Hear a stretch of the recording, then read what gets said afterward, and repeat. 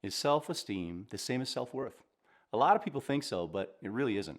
The dopamine hits that we get from likes, comments, and social media interaction are all self-esteem builders that leave us feeling empty and of no value. Here are the best methods I've learned to build your sense of self-worth over self-esteem. Stick around and I'll tell you a story of how I changed my life by building my self-worth rather than focusing on my self-esteem. Are you not entertained? Are you not entertained?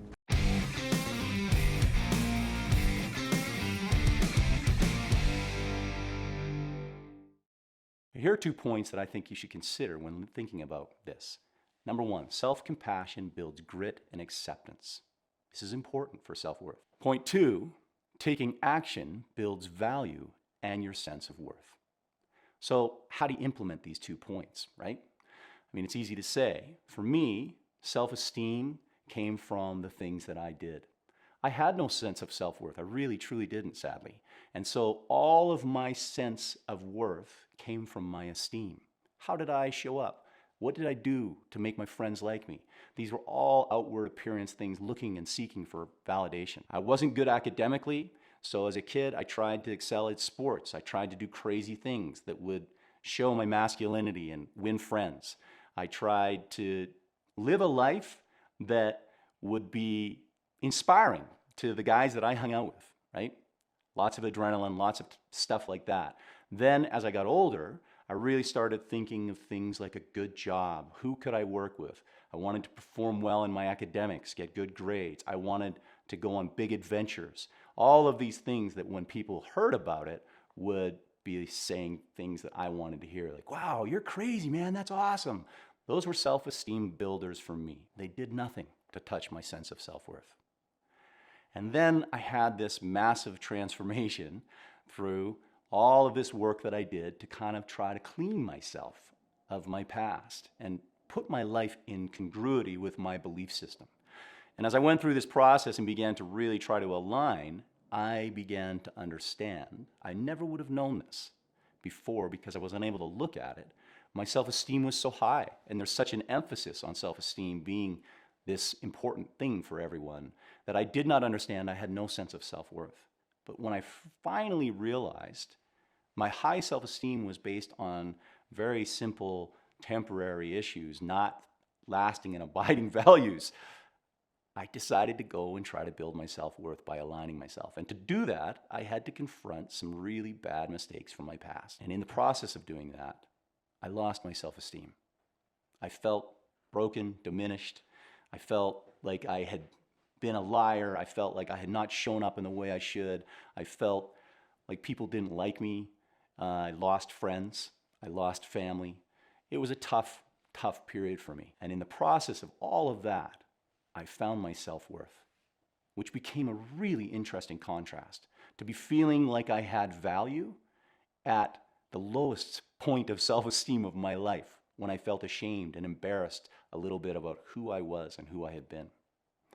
But that self-worth allowed me to stand on solid ground. It allowed me to stand and move and take action in a direction that I had never been able to take before. I then started to build toward what I truly wanted and what I truly believed in.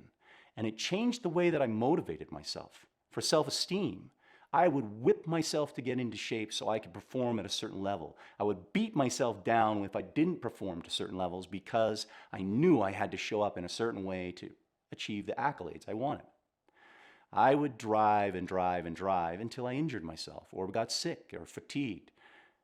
Switching to the idea of self-worth allowed me to have an intrinsic sense of motivation because I knew where I was standing. I knew where I wanted to go. The path now became clear because it aligned with what I truly valued. And your self-worth is built on value of who you see as who you are, regardless of where you stand in life in your accomplishments.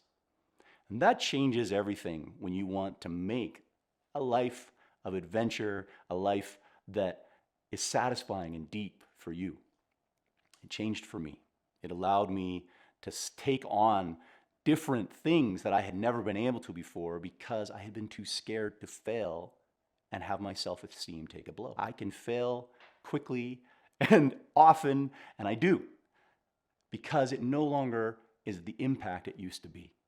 I don't rely on likes and comments and trolls. Don't bother me, because I'm not looking for my affirmation from anywhere but within. It's nice to be liked. It's nice to get those things. Those are those little self-esteem lifters that we love to see. But those are not essential. And if we can get to a place where our self-worth is solid, where we're in congruency with who we want to be, man, it changes your whole performance. It gives you energy, it gives you inspiration, and it allows you to act in ways that you never would have thought possible. So stick with self-worth. Let go of the pursuit of self-esteem and build the strength that you need to achieve what you want. I want to give you an example of where this really impacted me and even to the point of the trajectory of my career and my education. In the process of completing my master's in English literature, and as I was doing it, teaching classes and things like that, I realized I didn't want to be a teacher. Well, I loved the classroom time, the interaction with the students, and I had really good reviews from the students that I taught. 90% of my time was spent by myself, grading papers of students who were terrible writers, and I didn't want to read poor writing.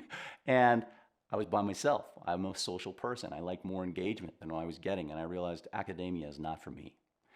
And so I had a friend who also came to that same realization, and he quickly adjusted, switched into an MBA program, and got his MBA and worked as a consultant for years and went on to do a lot of really cool things. I did not have the courage to switch into an MBA. I was confident in my academic capabilities within the English world in managing and reading literature and interpreting it.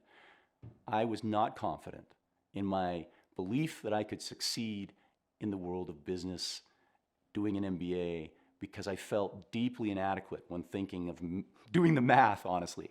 I didn't believe I could. I didn't want a chance to fail. I didn't even want to try, because it would be too much of a blow if I tried and didn't get accepted. And so I didn't. I didn't try. Went instead of into English and teaching and becoming a professor, into business anyway. I got a job with Quicksilver and managed a clothing line. I liked it. It was cool. However, it wasn't really fulfilling me because I still didn't have the degree I wanted. I still wasn't able to pursue the true business type of adventures that I wanted to go after. I needed an MBA for that. Took me many years and a point of failure, really a point where I had almost died, where I decided I've got to do this. I cannot be scared of failure in this place when I'm not scared to die in an accident.